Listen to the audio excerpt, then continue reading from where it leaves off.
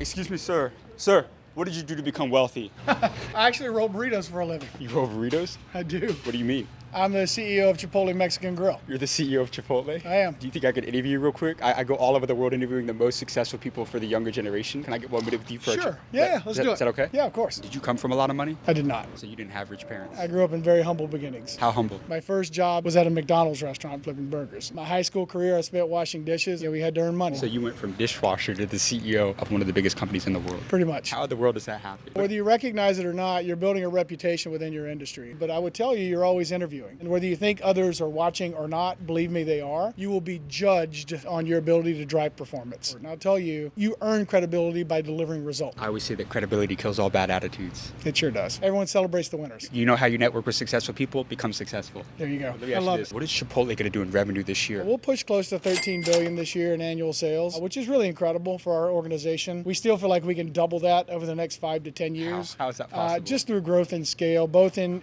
organic restaurant growth, individual restaurant growth as it relates to comp sales performance, but also in new restaurant growth. This year we'll build between 315 to 345 new Chipotle restaurants. So we're opening a Chipotle almost every 24 hours here in 2025. And we believe we can get to 7,000 restaurants in North America and then probably double that again outside the United States. How many locations does Chipotle have right now? Just over 3,800. But you guys, there's no franchising with Chipotle. No franchising. Why not? I think it's important for us to protect the integrity of the brand. And I have been largely unwilling at this point to allow someone else to run the brand because I don't know that anyone can do it better than we can internally. And so I think brands get into franchising when they get to a scale that they feel like they can't manage or they need investment. And so they look for other partners. At Chipotle, we have an extraordinary balance sheet.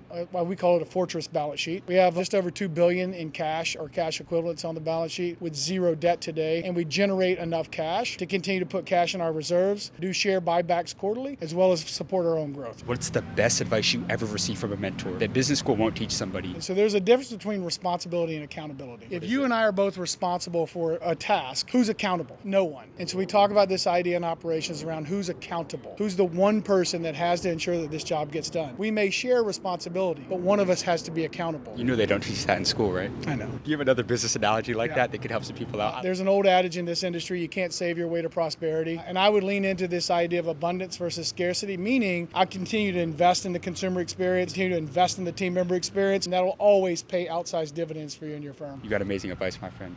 Thank you. Thank you so much for your time. I appreciate you. Good spending time with you guys. What's your name? Scott. Great to meet you. Yeah, good to meet you, bro.